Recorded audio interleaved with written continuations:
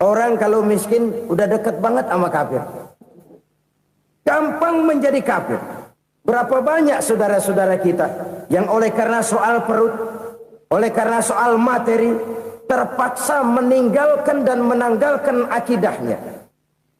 Menjual petunjuk yang diberikan Allah dengan kesenangan dunia yang cuma sebentar ini. Na'udzubillah, thumma na'udzubillah. Jadi makin kita sembunyikan satu sedekah, semakin banyak perbendaharaan kita di surga. Sedekah yang paling dicintai Allah adalah sedekah yang disembunyikan. Malahan ada seorang sufi, dia punya kebiasaan kalau pergi sholat Jumat dia bawa uang, itu uang dia taruh di bawah tikar masjid. Dia niat sedekah kepada siapa saja yang nemuin itu duit. Maksudnya apa? Supaya yang nemuin nggak tahu siapa yang punya duit. Demikian dia saking ingin menyembunyikan sedekahnya. Karena sifat ria itu bisa memakan amal kita sendiri. Ria itu termasuk menyebut-nyebut kebaikan kita. Orang yang suka nepuk dada, sedikit-sedikit ngitungnya kalau nggak gua. Tuh kalau nggak gua tuh. Tuh yang belas itu kalau nggak gua, kalau nggak gua. Iya kalau nggak lu kenapa emang? Orang yang suka menepuk jasa. Tuh, biasanya memang begitu saudara-saudara. Kalau perang lagi berkecamuk, orang nggak sempat ngaku jadi pahlawan. Tapi begitu perang selesai, yang kagak kenal bedil ngaku pahlawan, mas. Itu sesuatu yang biasa. Oleh karenanya, orang-orang yang ikhlas dalam bersodako, disembunyikannya sodako itu, Allah cinta betul. Malahan ada hadis memberikan jaminan, inna sodakotal mar'il muslimi tazidu fil umri wa tadfa'u mitatas su'i. Sesungguhnya sedekahnya seorang mukmin tazidu fil umri, bisa menambah umur panjang. Wa tadfa'u mitatas su'i, dan menyelamatkan manusia dari mati secara su'ul khatimah. Jadi siapa yang kepengen panjang umur, banyaklah sedekah. Yang bosan hidup, pelit terus. Sedekah menambah panjang umur dan menyelamatkan manusia dari mati secara su'ul khatimah.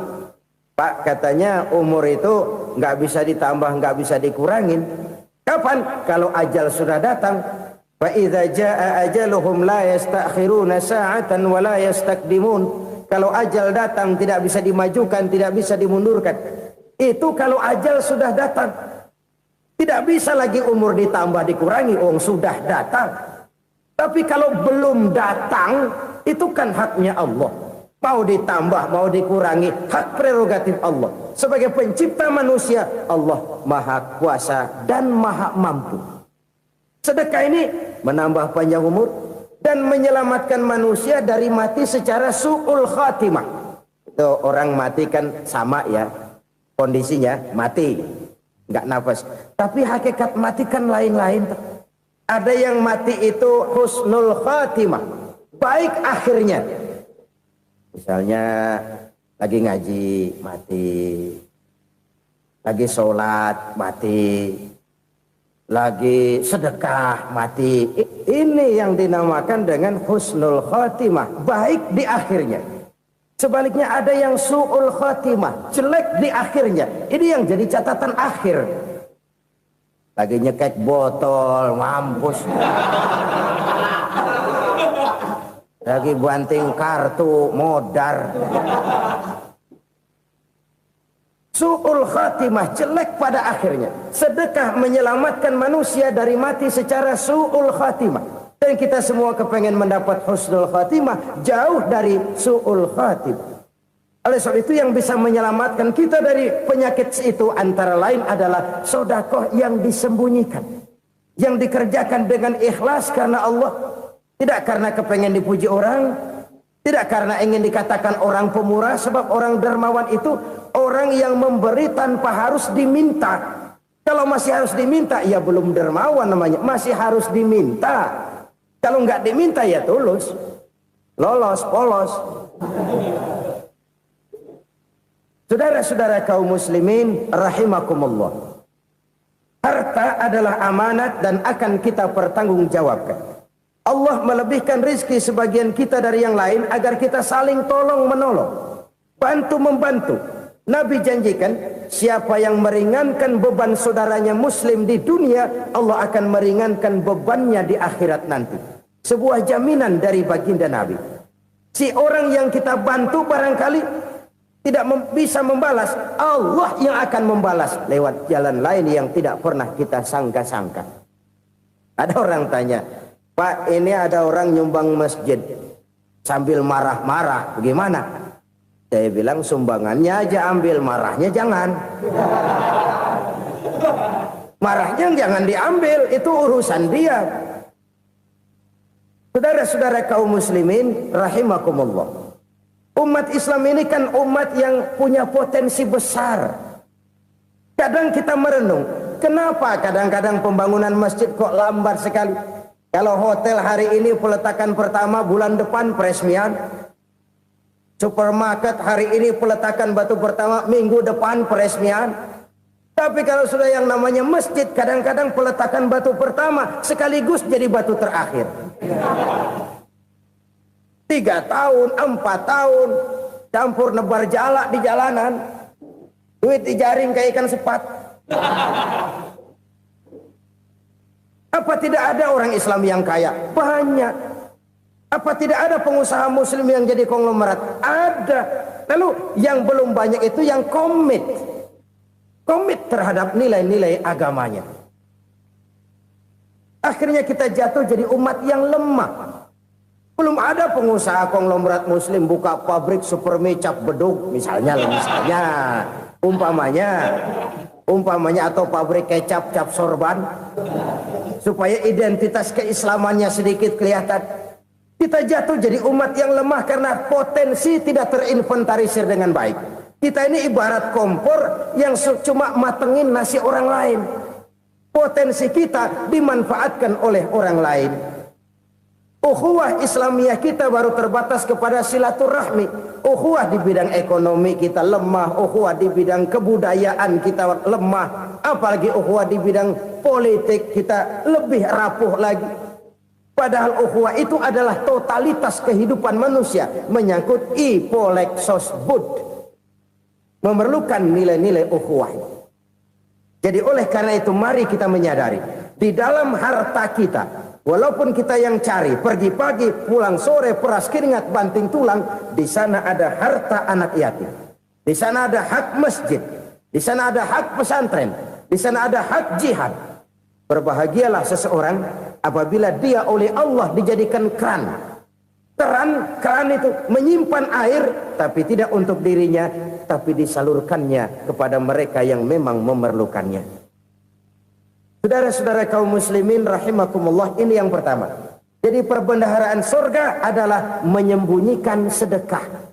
Orang lain nggak tahu, kita pun nggak pernah ngitung-ngitung. Kita anggap lewat begitu saja, padahal itu deposit akhirat. Satu. Yang kedua, perbendaharaan surga itu apa? Wa kitmanul musibah, menyembunyikan kesulitan. Kadang orang takut menghadapi kesulitan, tapi makin kita merenung, hidup ini kan sebenarnya urusan. Takut sama urusan, ya jangan hidup. Tandanya orang hidup itu kalau punya urusan. Urusan melupakan problem, problem sering menimbulkan kesulitan. Kesulitan bukan untuk ditakuti, tapi untuk diatasi dan dicarikan jalan keluarnya.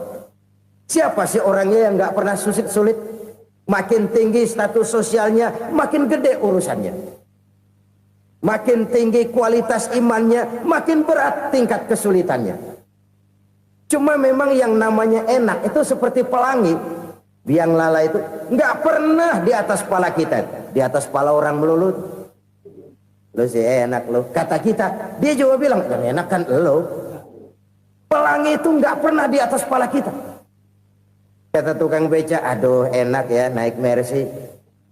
Kata tukang beca, apa yang di dalam mobil Mercy? Aduh enak bener tukang beca, di jok leringkuk ngorok pulas bener.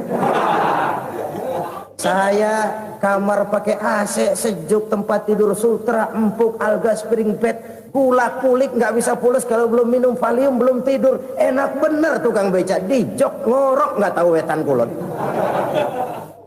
Si tukang beca bilang yang di Mercy enak, yang di Mercy bilang tukang beca enak. Inilah enak, nggak pernah di atas kepala kita, di atas kepala orang lain melulu enak itu. Nah, saudara-saudara, yang merupakan perbendaharaan surga itu orang yang bisa menyembunyikan kesulitan, baik pribadi ataupun rumah tangga. Nih terutama rumah tangga yang jadi soalnya. Kadang-kadang kita ini kalau senang, sebaliknya kalau senang kita diam, kalem aja, cuek. Banyak banget duit kita bawaan, diam aja udah. Malah ketemu orang takut. Tapi begitu susah, sekampung tahu. Padahal Nabi mengajarkan perbendaharaan surga itu menyembunyikan musibah, menyembunyikan kesulitan. Kalau enak, cerita sama orang-orang. Kalau nggak enak, rasain sendiri, tekan sendiri, atasin sendiri. Kita kan sebaliknya. Senang kita diam, asal lagi susah, paling tidak kita nyari teman buat cerita kesusahan. Siapa orangnya yang nggak pernah susah? Cuma soalnya bagaimana kita mengatasi kesusahan itu sendiri. Begitu juga misalnya kalau orang sudah berumah tangga, itu orang tuanya harus menjadi tempat dia cerita yang enak-enak saja. Yang nggak enak rasain berdua, selesaikan berdua, atasin berdua. Jangan dibalik. Asal senang diam, giliran susah saja. Maknya laporan. Terbalik. Bisa menjaga security informasi. Maka nama bayam keluar diam, malah seluitan. Enak amat lo makan daging ayam.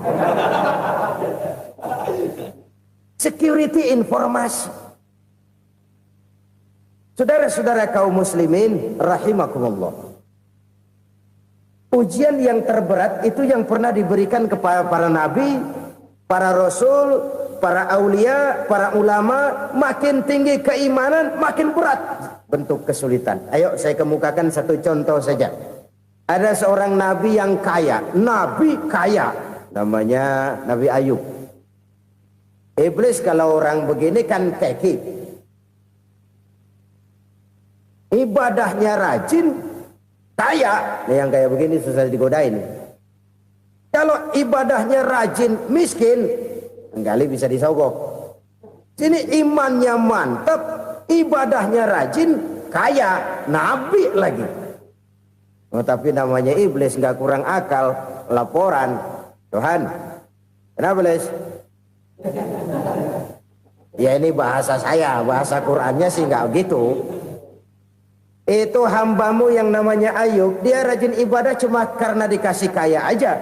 Coba kasih miskin dia, berhenti dia sembahyang. Ah, kamu bisa aja. Saya tahu Ayub itu hambaku yang ikhlas. Saya buktiin Tuhan, silahkan. Dibuktiin lah, iblis turun ke alamin. Yang mula-mula dia lakukan, dia rusak sawah ladang Nabi Ayub. Dia binasakan binatang ternak Nabi Ayub. Sehingga dalam waktu singkat, jatuhlah Nabi Ayub dari orang paling kaya jadi orang paling miskin. Beliau masih ibadah di mihrab dalam masjid. Datang iblis. Saudara Ayub, ya, lagi ngapain? Ibadah. Nyembah Allah, nyembah Allah. Oh, percuma. Kenapa? Tuhan yang ente sembah nih, dia udah bikin miskin ente. Sawah ladang ente hancur lebur, binatang ternak binasa. Sekarang ente jadi orang paling miskin. Ngapain nyembah Tuhan kayak begitu? Tekor. Udah berhenti dah ibadah, berhenti ibadah. Ini iblis sama Tuhan laporannya lain, yang dikerjakan kepada Nabi Ayub juga lain. Benar begitu iblis kata Nabi Ayub? Iya. Sawah ladang saya habis, buras. Binatang ternak saya binasa, binasa. Saya miskin, bangpak. Apa jawab Nabi Ayub? Bukan innalillahi, ya ini hebat. Alhamdulillahillazi a'tani wa akhza minni. Segala puji bagi Allah yang telah memberikan harta kepada saya dan sekarang mengambilnya lagi. Alhamdulillah. Allah yang ngasih, Allah yang ambil. Itu mah urusan Allah. Iblis cuman ibadah jalan terus, sujud lagi Nabi Ayub. Iblis seleher gondok banget. Dasar Nabi nggak mempan dia apa-apain. Miskin malah alhamdulillah. Allah yang ngasih, Allah yang ngambil. Jadi kalau kita tidak komit, kita tidak terikat kepada kaya, miskin, senang, susah, apa yang bisa bikin kita susah? Jadikan kekayaan, kemiskinan, jadikan senang susah sebagai anak buah yang bisa kita atur. Jangan kekayaan ngatur kita, jangan kemiskinan ngatur kita. Kita yang harus mengatur mereka. Senang susah, kaya, miskin, bahagia, sengsara, jadikan itu anak buah yang bisa kita atur. Kalau sekarang kita kaya, lain saat boleh jadi kita miskin, semiskin-miskinnya. Allah yang ngasih, Allah yang ngambil. Tenaga mana yang bisa menghalangi? Ibadah jalan terus. Iblis makin gondok. Dasar Nabi loh. Akhirnya apa? Nabi Ayub dikerjain, diberikan penyakit. Demikian fatal penyakitnya. Bayangin, udah miskin sakit. Masya Allah. Miskin sakit. Sakitnya nggak lama, kira-kira 16 tahun. Istrinya 3, 2 mental minta ceraiin. Ngerawatin laki bengek begini. Senang belum tentu, susah udah pasti nih. Cerai aja, cerai dah. Cerai. Tinggal satu Siti Rahmah yang setia menemani beliau. Sesetia-setianya hati perempuan. Satu saat Siti Rahmah bilang, "Bang, iya, abang kan Nabi, Bang. Lalu, namanya Nabi kan doanya jarang meleset, Bang. Maksud kamu minta kenapa sih sama Tuhan biar abang sembuh baik dah, Bang?" Siti Rahmah, "Iya.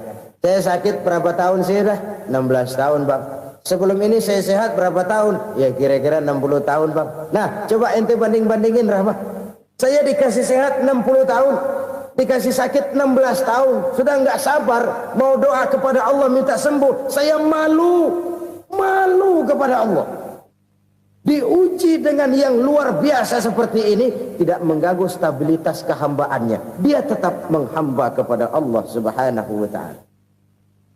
Saudara-saudara kaum muslimin rahimakumullah, kunci menghadapi kesulitan itu apa? Allah jelaskan dalam satu ayat, "Wa basyiris sabirin alladzina iza asabathum musibah qalu inna lillahi wa inna ilaihi raji'un." Gembirakan orang-orang yang sabar. Siapa mereka itu? Yang apabila mendapat musibah mereka kembali kepada keyakinan dasar, segalanya dari Allah dan segalanya akan kembali kepada Allah. Ini konsepsi dasar dari sikap muslim dalam menghadapi berbagai kesulitan. Segalanya dari Allah, segalanya akan kembali kepada Allah. Kalau ini sudah kondisi dasarnya, maka kita akan lapang menghadapi kenyataan bagaimanapun pahitnya. Apakah itu namanya miskin, apakah itu namanya sakit, bahkan maut sekalipun.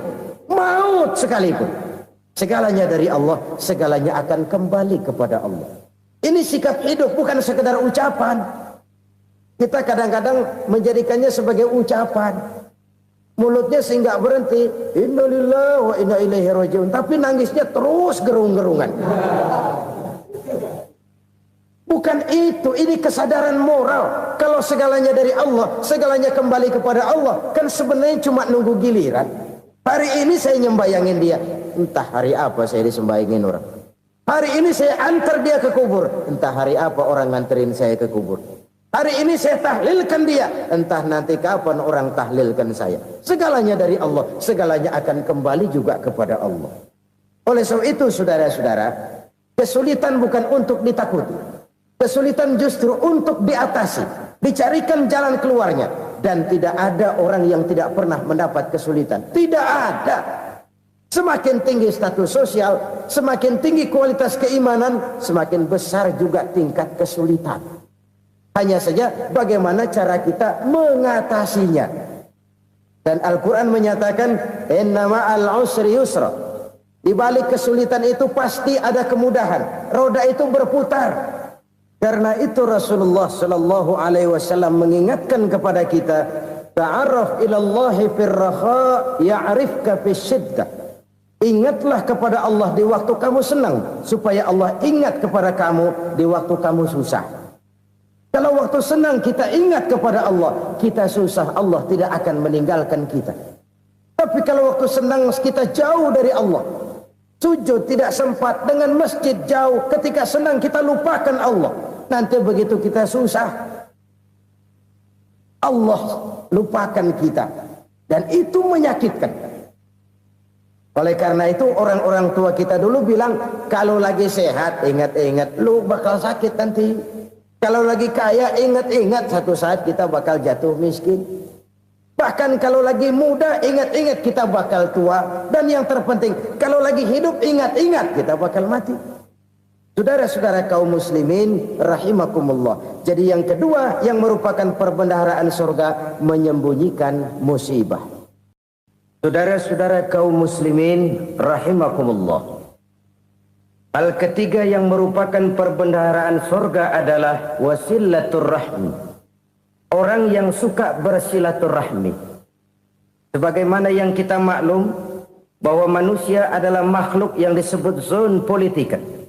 Makhluk sosial yang tidak mungkin hidup sendiri-sendiri. Betapa dan siapapun kita memerlukan orang lain. Bodoh betul manusia kalau tinggal di tengah masyarakat tapi tidak mau bermasyarakat. Merasa hebat sendiri, pintar sendiri, gagah sendiri, kaya sendiri. Mungkin kalau mati juga ngubur sendiri.